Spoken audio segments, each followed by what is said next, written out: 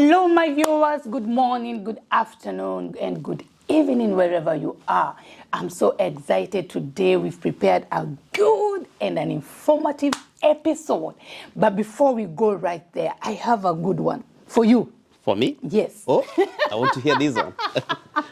Yeah, there's a pair, yeah? Oh.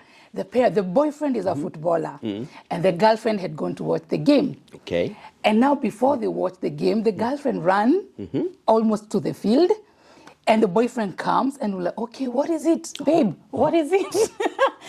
Oh, I miss you so much. Wow. Okay, what should I do? What should I do, babe? Okay, make sure you get the red card. So that they can be together? Yes. Wow. Oh my God. I don't know the moral of that story. That's breaking news for me. What do you think about it? Well, maybe the man has been training a lot. Maybe he has not been getting the time for the lady. And the lady was like, wow, you only think about football. And I'm here, I miss you. I need you now. I think you might be right. Maybe. You might be right. Maybe. Wow. Okay, we'll get to know the moral of the story another time. Oh, another time. But welcome so much. Thank you so much. Yeah. I'm so pleased to be here with you And this Truth afternoon. Talk is so privileged to have you. Thank you. And please, tell my viewers, who do we have here? Oh, wow. My name's Joseph Joroge Munene, Joseph Joroge a Kenyan Munene. citizen, Yes. based here in Stockholm, Sweden. Yes. And I've watched your shows, and I feel very honored to be here with you this afternoon. Ooh, thank you. And I want to congratulate you and keep on with the good job that you're doing. We really like you. We really like your job, and we're going to support you all the way through. Wow. Thank you so much. I appreciate that. I appreciate that so much. You're and welcome. I just want to thank my viewers, those that have been watching my shows, and most of you that I even reach out and your feedback. I appreciate your feedback. And I don't know, I love you. No, Apenda. I will love you so much. We love you too. Stay tuned for more because we have a lot prepared for you. Yeah, thank you so much, Joseph Munene. You're welcome. So, Joseph Munene, how Yes. long have you been in Sweden? That's exciting. Oh, I love wow. that question. Oh, wow. I've been here for so long. How long For is so long? long. Well, I've been here since 1996. Oh my That was God. not yesterday. Yeah. I'm not so good in mathematics, but I think it's something to do with 26, 27 years. Yeah. That's long. Yes. And I always tell my viewers that I'm excited to interview people that have been here for long because, you know, I look like a newcomer and you guys are legends. Yeah. Wow. How does it feel to be in Sweden that long? Well, for me, I'm here, I'm home. I'm torn between. Like you see, I'm a Kenyan and I'm Swedish too. Because when you stay somewhere for all this long, Yes. definitely something happens to your life. Yes. And you're like divided. You're here, you're there. You're there. But both my countries, and I love where I am. Yes. Wherever I'm in Kenya, I love when I'm there. Yes. And I follow most of the things that happens there. So I count myself, I'm here, I'm there. And I like it. Wow. I don't complain. Wow. Yeah. Hey! Wow. It's nice, eh? So there's no time you've ever felt that you're more Kenyan than Swede or you're more Swede than Kenyan? If I say the truth is, because I came to this country when I was an adult. I didn't come here when I was young. Yes. So I came here when I was an adult. So there is a lot of Ukenya in my blood that cannot leave me. Okay. And then I was very quick in adapting Wow. the new country, Yeah. the new climate. So everything was new for me. Yeah. For me. So I'm good in adopting, and I count myself. I'm here, I'm there, and I don't complain. Wow. And nice for you. I'm happy to hear that you adjusted. Because to be sincere, for me, I've never adjusted to the climate. I've never adjusted. Never. No. Why? No. And it has taken me long time. And I'm even worried. Why have I not adjusted? You should not be worried because there's a secret. When you move from your country and Yes. you are somewhere, and you know that I'm not going back the Yes. next day, Yes. then you have to sit down and accept, wow, I'm here. How will I make it in this new environment? The first thing you do is to register in your mind that you have to like where you are. Yes. I have seen with so many immigrants when they come to this country, the first thing that they have a problem with is the climate. Yeah.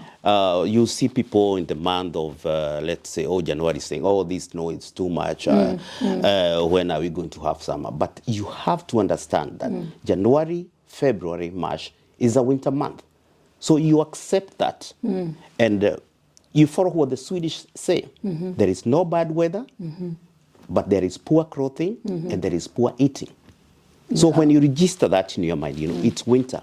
How will I dress? You dress well, you eat well, and you just forget. Don't say that there is so much snow. Try and like it. For me, I like snow, and whenever snow comes, I get happy. Yeah, so? If the month of November comes when it's so dark and there is no snow, I get stressed.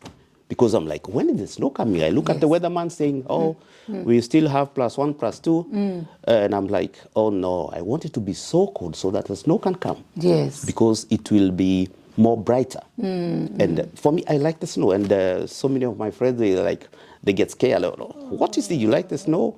You're not born with it, but I have adopted. That's when nice. you adopt the new place that you go to, things become easier for you. Yes. Like now you see it's the month of April, it's start getting to be plus. So everybody's like, wow, we want the fall, the spring. Yes. So when you have that feeling, okay, now we can say we are a bit tired with the snow. But this year it has delayed. It has not delayed. You. Because March is a winter month. Yeah. So for me, I register that March is a winter month. Even April, it can be all weathers in one day. Yes. You can wake up in the morning, there is sun, and you say, oh, forget the jacket. Then you go out in the town, then all of a sudden, it's snowing. Who are you going to blame? Yourself. Because April, it's a combination of all weathers. Yeah. But we like it when it comes from +8, Yes. +10. Then, you know, Voren, Knakapodoren. Exactly. That is the spring is knocking on the door. Because you look at people's faces, you see people are excited. Yes. Why? Because now it's getting more brighter. We know we are approaching now the sun. So, yeah. Adopting is the key. Adopting is the key. Because I feel, for me, I overdress. When it's winter, I overdress. I sweat. It's better I sweat than to freeze. Sometimes I dress and my daughter is like, Mom, seriously? I'm like, hey, leave me alone. Let me sweat. Another thing you have to do, you have to get in love with the weatherman. Before you go and sleep, look what the weatherman is saying. How is the weather tomorrow? Don't just wake up and say, oh, it's the sun is shining. Yes. No, it's shining cold. Yes. So you have to know how you'll dress. So you have to be in love with the weatherman. Every time you have to listen, check your phone. Yes. How are they saying? So you have a clue. Yeah. Because it's just a prognosis. What do you call it in English? It's just a prediction. Yes. Nobody is so good about the weather, but they are good in predicting. So they predict and you know how to dress. Wow. That's a good one because Truth Talk is about creating awareness and giving information. Yeah. Now, you that is new there, you that is planning to come to Sweden from all over the world, you got to know what you're supposed to do when it comes to climate in Sweden. And thank you for that, by the way. You're welcome. Thank you. So, my big question to you before we even go ahead, since you've been here for quite long, been here for quite long, and I'm impressed. What do you think about the Kenyan community before and now? Well, before and now. Well, there's some changes which has been happening because when I came to this country, like I said, I'm good in adopting the new things, and I came here with like a soldier. Yes. Because I didn't have friends. but it was for me to walk like a soldier and make friends. Yes. It was not easy because you are new, you don't know people, but the few that I knew, I learned of other things that were happening in this Yes. country. Like when I came, I found the Kenyan community was very, very well organized. We had an organization called KUA, KUA. Kenya United Welfare Association. Kenya And United Welfare. I became a member of that organization. Okay. And they were very good in bringing the Kenyans together. We had things during the summer called Nyamachoma Festival. And we could meet at Fitia Beach. And Kenyans were invited, and by that time there were no mobile phones. There were no this internet which is there. It was there, but it was not like it is today. But people were able to communicate, and we could meet and have some fun. We had children organization. We had groups that were simply entertaining the children in this KUA thing. We had people who are dealing with the adult affairs, and things were organized. Wow, that's so nice. There is a lot of changes because I don't see that there's something that is missing in our society. I don't know whether we people who were like active in this organization, we were young by then. We were very young, not very young, but we were young, and we could do so many things. Like we could have meetings. People would come from all the way from, we say, Noshbori, all the way to Mashta or Rosersbury. And if you check that trek, it would take more than 1 hour. But we could say we have a meeting, and people could come. We sit and plan. Today, people can plan. People can do their meetings on Teams. Yes. But there's something we need to do an investigation as to why.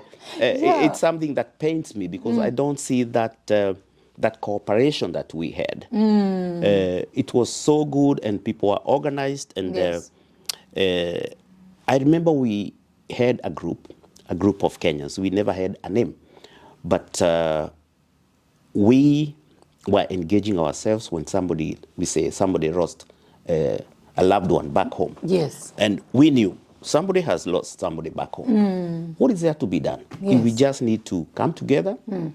We organize, we get a local, which is you have to forgive me because some of the words, lokari is a hall. A hall, yeah. A hall. Then we invite people to come, and we have mchango. Yes. We get a ticket for this somebody who have lost somebody back home. Things were moving, and we got a name. People were calling us professional fundraisers. And I'm so proud I was among that group. You were among the group. It was a clique of some individuals. I don't know whether it's good I mentioned their name, but it was a clique of individuals who had come together. And we belonged to another political group that was called KYMS, Kenya Youth Movement in Sweden. Like you say, I came here when I was a youth. Now I'm trying to get a bit old, but we were strong, and we did so many things which are good to our society. Like I said, maybe we are getting old, but we want the young Turks who are now there, because we have so many young people here who can be doing the job that we have been doing. So there's something that has happened. I don't know exactly what I can say, but things are not like they were before. Yes, it's true. We used to be so organized, but now, and we are many now, There are so many new Kenyans who have come, and wherever I meet them, I tell them, you guys, you need to get active. You need to get active. When we were new in this country, we were active, and we did so many things. We belonged to organizations, and we were just there to help each other like people do back at home. So Joseph, what do you think we should do? What do you think? Do you have any tips, any idea of what we could do to bring back Kenyans together, to bring back the lost glory? Because we have lost it, and now we are trying to get back there. So do you have like 1 or 2 ideas of what we should do? Because we will we've already gotten some tips, and we are going to put them together, and we're going to do another episode, and lay everything on the table and tell people exactly this is what we have, and now start working on those ideas. So might you have any idea on what we should do?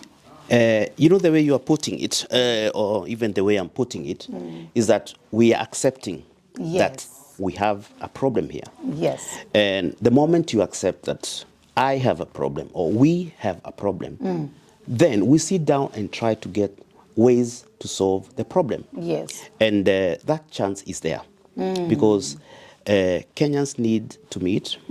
And I'm so grateful that somebody like you have taken the initiative because when you ask people how things were and how things are today, and I'm sure many of my time from 96 and up to date, they will tell you there's a lot of differences. I think there is hope for Kenyans because nice. I've never lost hope in our society. There is hope, and one thing we have to accept, there's a problem, and we work, we try to see how we can bring Kenyans more closer because we are being faced with problems day in, day out. But I'm so happy, like we have seen in the last few months, we have lost many due to the pandemic, and many have lost their relatives back home. Yes. But I see a lot of engagement with the Kenyans.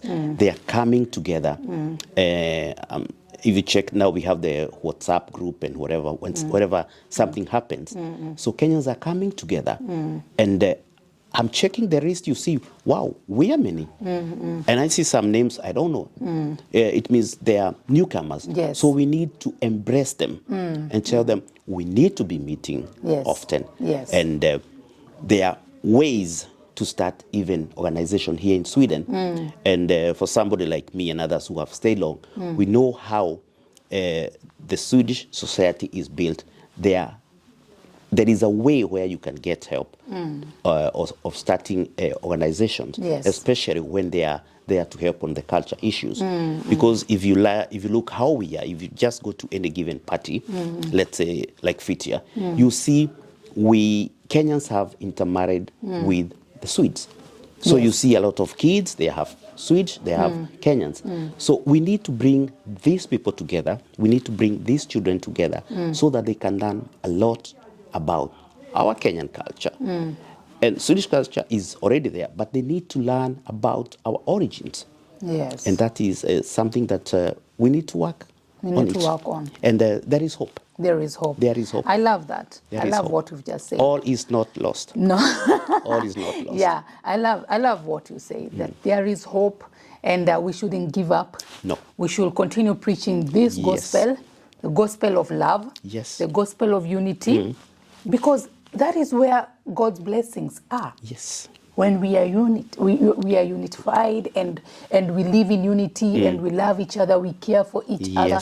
That is where the blessings are. Yes. And I came up with a challenge, and I'll say it again, that if a week, because as we know, Sweden is an isolated country, and many people you can even stay like a month, you haven't even seen your neighbor, or rather you can stay for long without talking to your friend.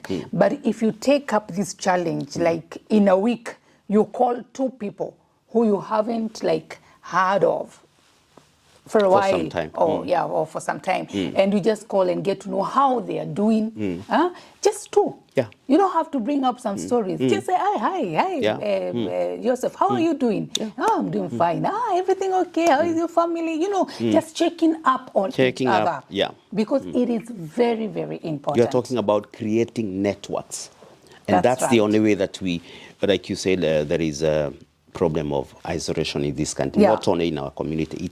It's a problem in most European countries. Yes. And Sweden is no exception. So when we create these networks, then wherever a problem comes, we have a way of knowing Zoro is having a problem. Exactly. Or Peter is having a problem. Exactly. There is network that they can work and solve this problem before they get for us. Do you think, apart from helping each other when there is a problem or a crisis, do you think Kenyans are open enough to come to each other and to talk about what they're going through?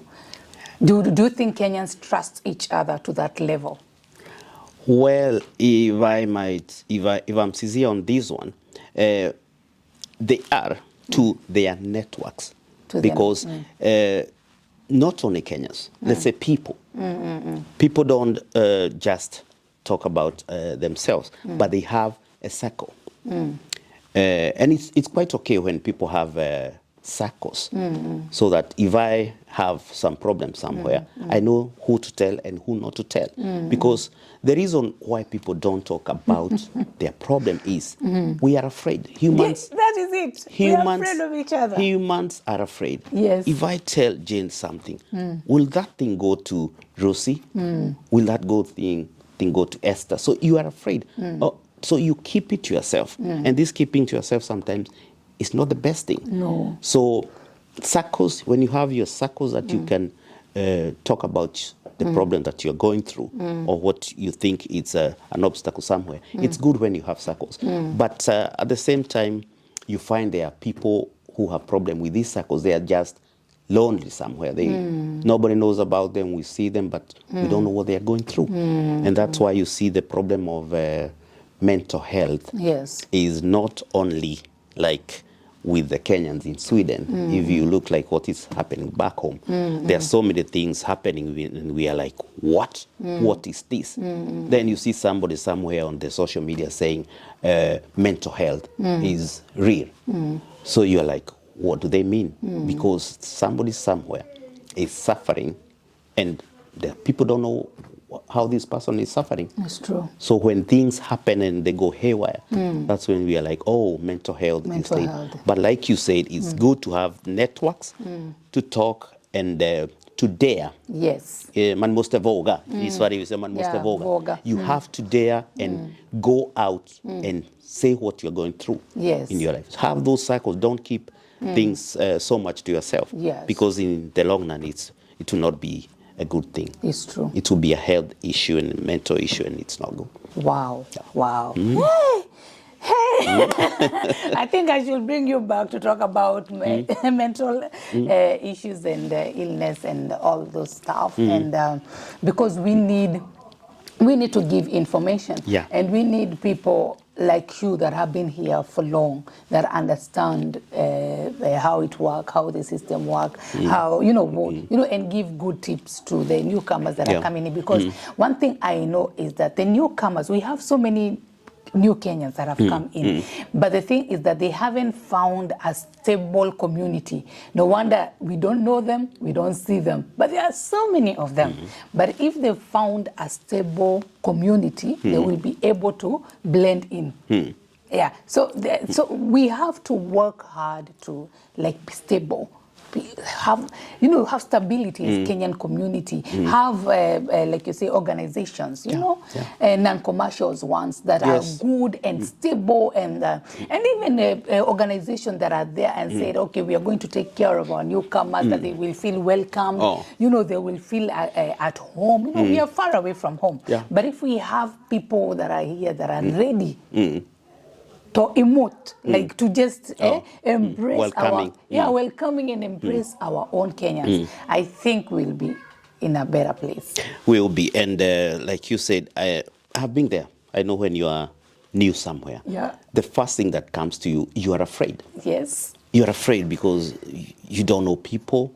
You have your stories. You are fighting with your life. Yes. And you cannot just go telling people, oh, I have this and that problem. So you are afraid. And when you talk about a platform for them to know where to start, or a platform for them to know who they can talk to, I can tell you what you're doing now on the social media. This is a platform that you're creating for them, because the job that you're doing, you're being watched from all over the world. Yes. So somebody will then, what she's talking about is true, but who can I approach? Yes. And with a job like yours, the way you're doing, people will feel free to approach you and say, I'm new, I don't know anybody in this city.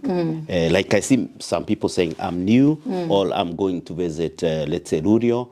Do we have a Kenyan there? You know, that somebody is daring to say, here I am, Yes. but I don't want to be lonely. Where are you, wa Kenya? Jitolen to kule Kanyamachoma, or we take a cup of tea somewhere. Yes. So that's somebody saying, I'm here, but I don't want to be lonely, because we are social animals. Yeah, it's true. People have to meet people. People have to be with people around. Otherwise, we are social animals. It's true. And We the can't job you're avoid doing, that. it's giving them a platform, because I'm sure somebody somewhere will say, aha, what they were talking about is exactly what I'm going through. Yes. So I'll just go to your DM and like, Jane, I'm new in Lurio, I'm new in Yotibori, I'm new in Madmo.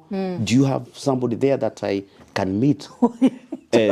Yes. Joseph is calling me. You create a platform. I'm sure my viewers are like, Don't worry about the name. You know, in Kikuyu we say, no matter what name you give to a child, the child will still grow up. yes, yes. Yeah, my other name is Jane, but Yeah. You see?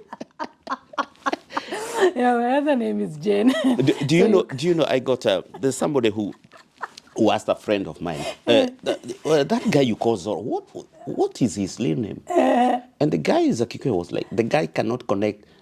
Zoro is from Njoro, Njoroge. You know, that's where the name comes from. Njoroge. There are many people who wonder why I'm called Zoro. It's just for Courtney. Yes. And some people want to, you know, ile madoido ya home. Njoroge wanaona, that Njoroge is a big name. Zoro. And Zoro. You know, that's how it came. Yes, yes. So a name is, you can have any name, but you will grow. So that's what the Kikuyu say. Okay. To conclude on that, Joseph, can you just give one advice to the people who are planning to come to Sweden at this time, or the people who are new in Sweden? Give them just one advice before we conclude on that. Just look at that. Yeah. For the newcomers, yes, or somebody who want to make it to this country, yes, and no matter the dream that you have, what I can tell this person, yes, we say in Swedish, vara beredd. Vara beredd. Be prepared. Be prepared, because Don't scare them. Vara beredd, this is not an easy country. Yeah. Like you said, you still have a problem with the weather. Yes. It's not an easy country. When you check generally, not the weather, it's not on your side, not the language. Forget about the English that you know. So you have to be ready to learn the new language, which is Svenska. Swedish. So language, you have to be prepared. The weather, you have to be prepared. And the system. System is something that we can take a whole hour talking about, because the system here is another one. It's not like we have in Kenya. System is another one, and everything goes with something we call bureaucracy. So if you are prepared with all those things, and you have to be a fighter, because things are not easy. Exactly. I don't think things are not easy anywhere outside your home. Yes, that's right. So, and you have to be humble, and you have to be ready to learn new things. That way you will make it. But it's not easy. I know. That one I always tell people. Yes. Yes. That's a good one. You need to believe in yourself, and to believe in God, and you need to play a lot. No. Because when we are this far away from home, I say it's God's grace that have kept us. Amen. Because it's not easy. Amen. But even you believe in God, things do work. Yes. And yeah. Yes. Wow. Wow. I cannot even add anything else there. That was so clear. Very clear. And maybe on the system thing, you have to learn, dig for information. Lot of information on how things work here. Otherwise, you're good to go. And welcome to Sweden. It's a beautiful country. Yeah, we need you here. Welcome. Welcome. So, we are going for a short break. We are coming back with more of this. Stay tuned. Thank you.